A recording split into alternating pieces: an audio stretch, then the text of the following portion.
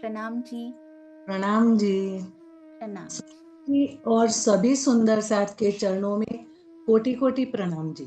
स्वामी जी, मेरा प्रश्न यह है कि वाणी मंथन, चितवन और चर्चा सुनने से परम धाम के अखंड सुख और इश्क को जानने के बाद यह संसार का सुख सुख नहीं लगता, पर ये संसार में जब दुख आता है तो मैं गिर जाती हूँ। मैं ऐसा नहीं कहती कि दुख न आए, दुख तो आए, दुख तो हमारा आहार है, पर हमें कुछ फर्क न पड़े और ये संसार झूठ लगे। इसलिए हमें क्या करना चाहिए? प्रणाम जी। एक कोई छोटा बच्चा किसी खिलौने से खेल रहा होता है और उसे 100 गुना अच्छा खिलौना दे दिया जाता है, तो पहले वाले खिलौने को छोड़कर फेंक देता है और नए खिलौने को झपट लेता है।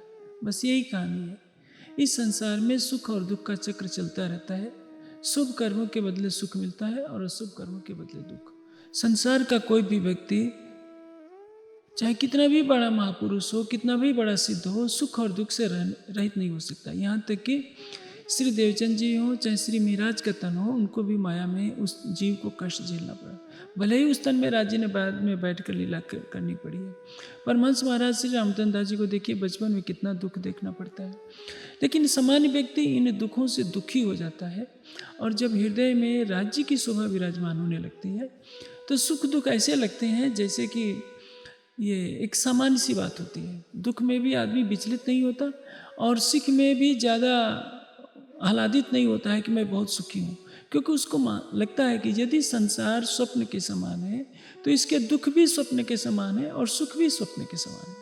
इसके लिए चितवनी करना अनिवार्य है। जैसे हम केवल चर्चा सुनते हैं, वाणी पढ़ते हैं या किसी भी माध्यम से ज्ञान ग्रहण करते हैं, तो ज्ञान तो बहुतों को हो सकता है, लेकिन विवेक सबको नहीं होता। विवेक किसको कहते हैं?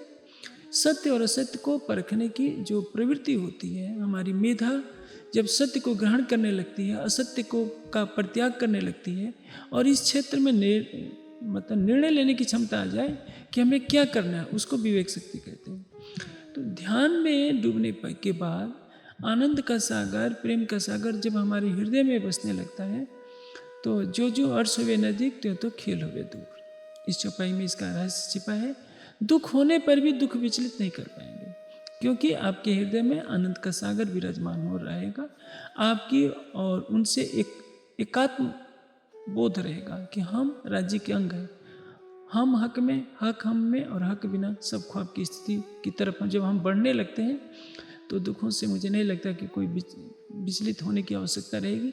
हाँ, कितना भी ज्ञान हो जाए, कितनी भी चौपाइयाँ हमें याद हो जाए, वेद शास्त्र भी याद हो जाए, हम धारा पूरा उस पर व्याख्यान भी दे सकते हैं, लेकिन जब तक राज्य का प्रेम, राज्य की शोभा नहीं बसेगी, तब तक हमें दुखों से दूर होने की भावना नहीं होगी। जैसे एक छोटा बच्चा है, अपने घर में रहता है किंतु पिता साथ में नहीं है, तो क्या करेगा? वो उछलेगा, कूदेगा तो ठोकर लग जाएगी, कहीं बिच्छू होगी तो डंक मार लेगा, बिच्छू होगा तो और कोई अग्नि हो गया तो उसका पैर जल सकता है। लेकिन यदि पिता के हाथ में उंगली पकड़ा देता है तो सुख दुख सबका वहन राज्य को करना पड़ता है। वैसे ही हम केवल अपनी उंगली पकड़ा दे, और उंगली पकड़ाएंगे कब? जब राज्य से हम प्रेम करेंगे। जब संसार की तरफ देखते हैं तो हमें भी प्रतिदिन राज्य की शोभा को इस तरह से बसाना होगा कि यदि 1 घंटे 2 घंटे इस तरह से बसा लीजिए कि 24 घंटे उस प्रेम का नशा बना रहे, तो माया का दुख आपको कभी भी विचलित नहीं कर पाएगा। सुंदर साथ जी, अलका पटेल जी, अहमदाबाद। सुंदर साथ जी प्रणाम जी। आपका प्रश्न देखते हैं क्या पूछने वाली हैं जी। अलका जी प्रणाम जी। प्रणाम जी। प्रणाम जी। स्वामी जी और सुंदर साथ, सब सुंदर साथ को प्रणाम। मेरा प्रश्न ये है कि मैं चितवनी करती हूँ तो कभी कभी माया की बात आ जाती है, और राज्य का पठन भी करती हूँ तो भी माया की बात आ जाती है, और कुछ समझ में नहीं आता तो खूब दुखी हो जाती हूँ। सब सोचती हूँ कि सब सुंदर साथ को समझ में आ जाता है, तो मुझे क्यों नहीं आता? प्रणाम जी। ये स्वाभाविक है। आपका जो तन दिख रहा है वो इस समय का है, इसके पहले आपके जीव ने लाखों करोड़ों बार सृष्टि के प्रारंभ से ही तन धारण किया है और इन लाखों जन्मों में आपके चित्त में जन्म जन्मांतरों का संस्कार बसा हुआ है। उन संस्कारों के अनुसार विचार आपके मस्तिष्क में आना स्वाभाविक है, इसको कोई रोका नहीं जा सकता। हाँ, जैसे सोने से पहले, नींद आने से पहले जब हम लेटते हैं तो कुछ देर तक विचार आते हैं, फिर विचार शांत हो जाते हैं और आप गहरी निद्रा में चले जाते हैं। उसी तरह से जिसे मैंने समाधि का गहन रस जो चितवनी के शिविर में बताया था, इसको आत्मसात कीजिए। जब आप चितवनी में बैठते हैं तो पहले विचार आएंगे, यदि उन्हीं विचारों में डूबे रहेंगे तो ध्यान नहीं लग पाएगा। लेकिन वो विचार कब तक रहेंगे? जब तक आपको शरीर का पता रहेगा कि मैं हूँ। जब तक मैं और मेरे शरीर का भान रहेगा तब तक वो विचार चलते रहेंगे। उसी तरह से जब आप निढाल हो जाते हैं, शरीर हिलना डुलना बंद कर देता है, तो सोचते सोचते आपकी निद्रा आ जाती है। ये बात सामान्य अवस्था में भी देखी जा सकती है। आप कार में बैठे हैं या कुर्सी पर बैठे किसी गहन विचार में खो जाते हैं तो बैठे बैठे ही आपको निद्रा आ जाती है, क्योंकि जैसे ही शरीर स्थिर होगा मन भी स्थिर हो जाएगा। शरीर के स्थिर होते ही रक्त संचार में कमी होने लगती है। जब आप दौड़ते हैं, व्यायाम करते हैं, रक्त संचार तेज होता है तो मन की गति भी तेज होती है। शरीर स्थिर होता है तो रक्त संचार स्थिर हो जाता है। जैसे प्राणायाम का सिद्धांत है, प्राणो विलीयते यत्र मन तत्र विलीयते, यत्र मन विलीयते तत्र प्राण विलीयते। मन जहाँ विलीन होता है तो प्राण भी रुक जाता है, और प्राण जहाँ विलीन होता है तो मन भी रुक जाता है।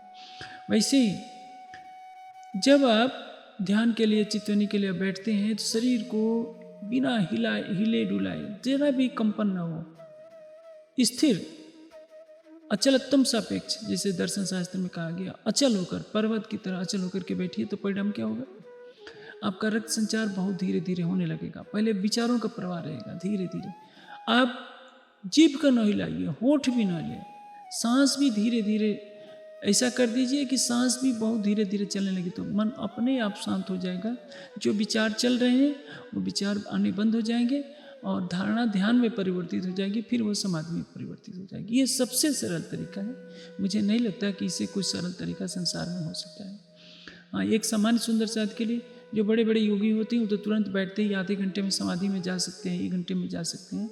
लेकिन एक सामान्य सुंदर साथ जो दिन भर काम करता है माया का, उसके लिए बहुत कठिन रास्ता है। मैंने सबसे सरल तरीका बता दिया है कि अपने शरीर को स्थिर रखें। मन भागेगा, स्वाभाविक है मन का भागना, क्योंकि जन्म जन्मांतरों के संस्कारों को लेकर चित्त उसके साथ जुड़ा हुआ है।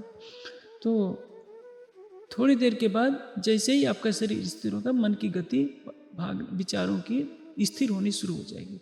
अब आपके ऊपर है कि कितना तेजी से शरीर को स्थिर करते हैं। शरीर के स्थिर होते ही प्राण और मन की गति स्थिर होगी और उसके बाद विचार अपने आप समाप्त हो जाएंगे। इसके लिए चिंता करने की कोई आवश्यकता नहीं है। अभ्यास वैराग्याभ्याम तत्व निरोधा, अभ्यास में लगे रहना चाहिए। राज्य के प्रति प्रेम बढ़ता जाएगा तो संसार अपने आप हटता जाएगा और आपका ध्यान गहरा होता जाएगा। जी, कोई बात नहीं।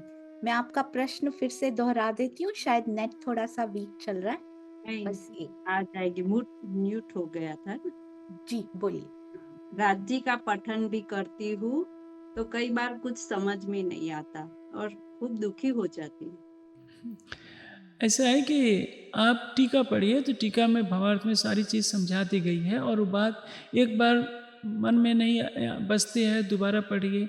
शांत मन से पढ़ेगी तो सब कुछ अपने आप आ जाएगा। दर्पण में धूल पड़ी रहेगी तो चित्र नहीं आएगा। दर्पण के सामने कोई पर्दा कर दिया जाए तो चित्र नहीं आएगा। दर्पण हिलता रहे तो चित्र नहीं आएगा। तो इन तीनों कमियों के कारण दर्शन भी नहीं होता और तीनों कमियों के कारण ज्ञान के प्रकाश में रुकावट आती है।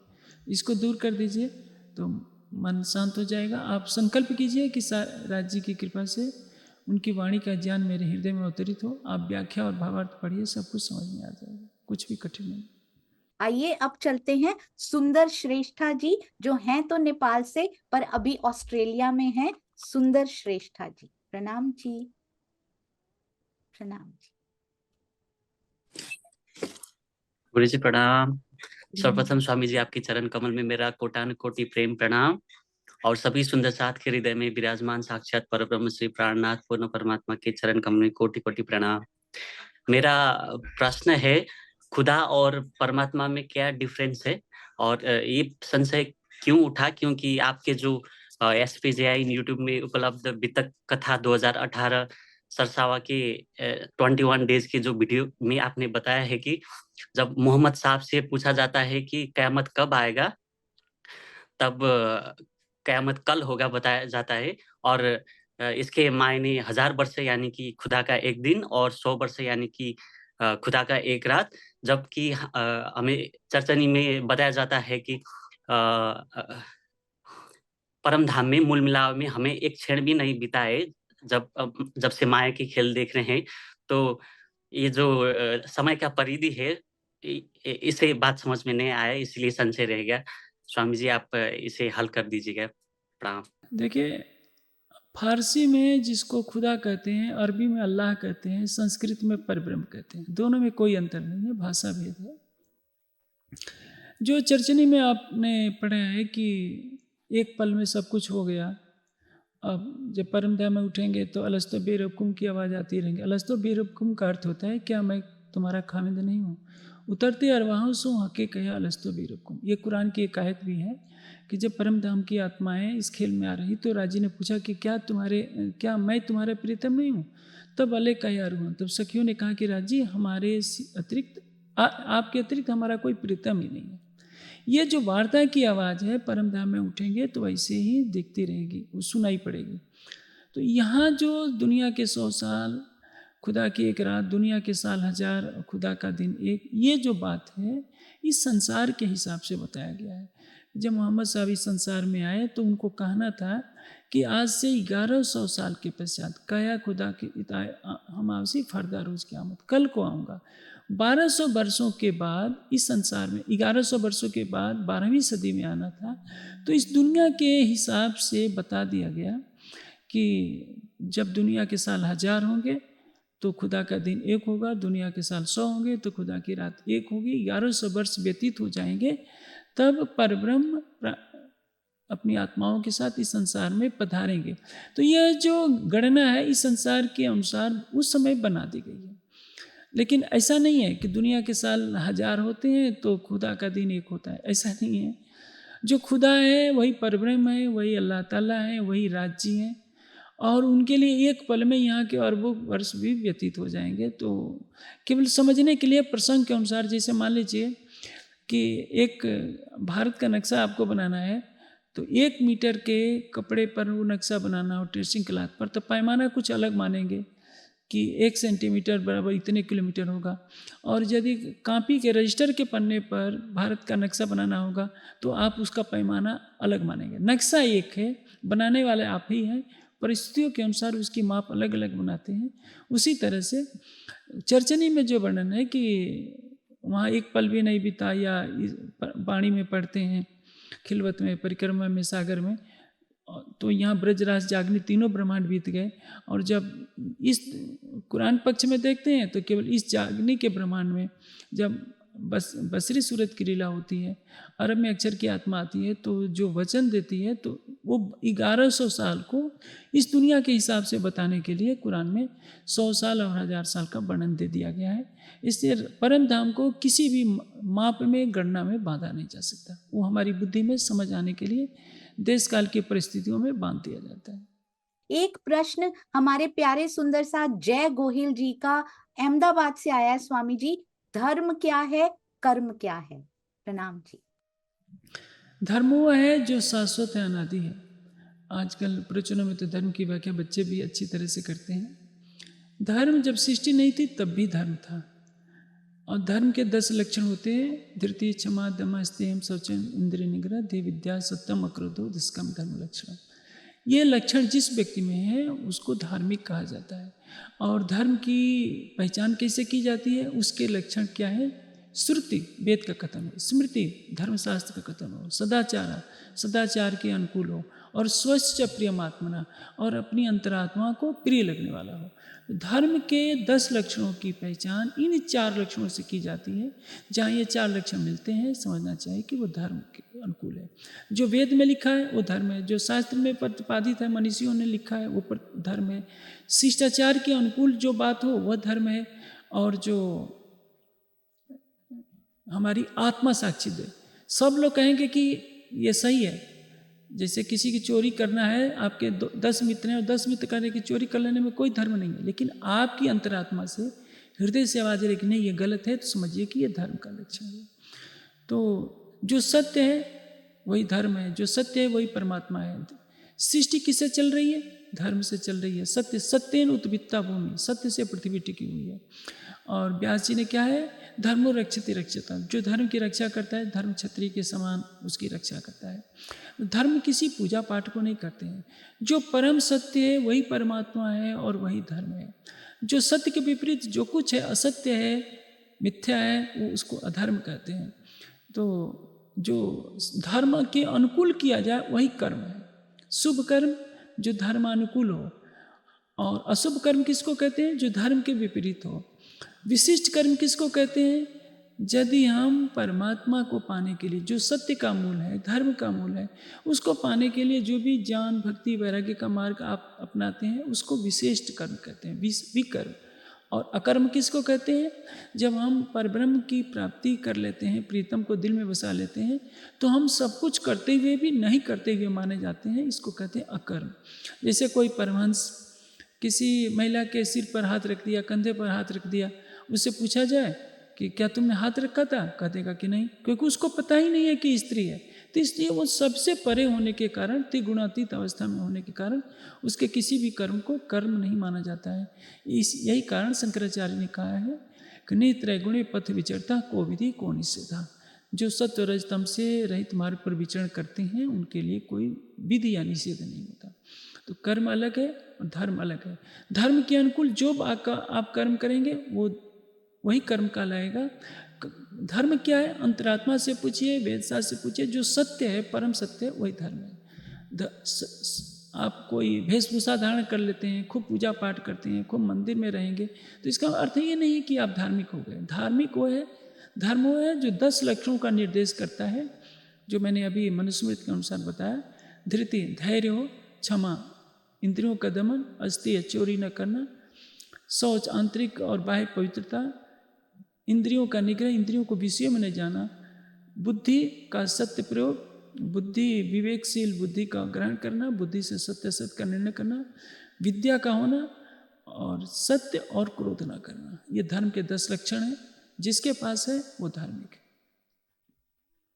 आगे चलते हैं। लास्ट प्रश्न आ रहा है आज का जयपुर से, हमारी चांद कमल जी द्वारा। हाँ जी, चांद कमल जी, प्रणाम जी। प्रणाम जी सुंदर साथ जी, प्रणाम जी स्वामी जी, आपके श्री चरणों में कोटि कोटि प्रणाम जी। स्वामी जी, मेरा एक प्रश्न बहुत समय से मेरे दिल में अटका हुआ है। जब मैं वहां सिरसावा आई थी तब भी मैं आपसे पूछना चाह रही थी। तो स्वामी जी, आपने अपनी एक चर्चा में बताया था कि हमें चितवनी कैसे करनी चाहिए, कि प्रेममयी चितवनी पे जो आपने बोला था कि जो हम लोग अभी तो कोई एक सुंदर साथ बड़े परमहंस कोई बोलते हैं, हम उसको आंख बंद करके सुनते रहते हैं और वैसा वैसा सोचने का प्रयास करते हैं।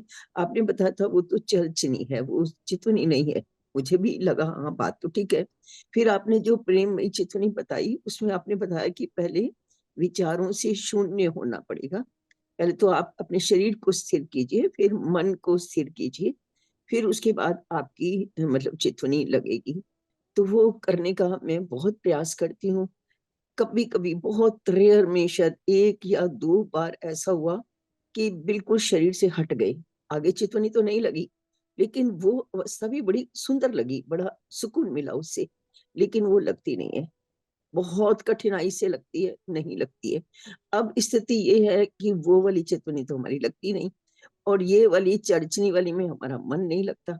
तो मैं तो ना इधर की रही ना उधर की रही।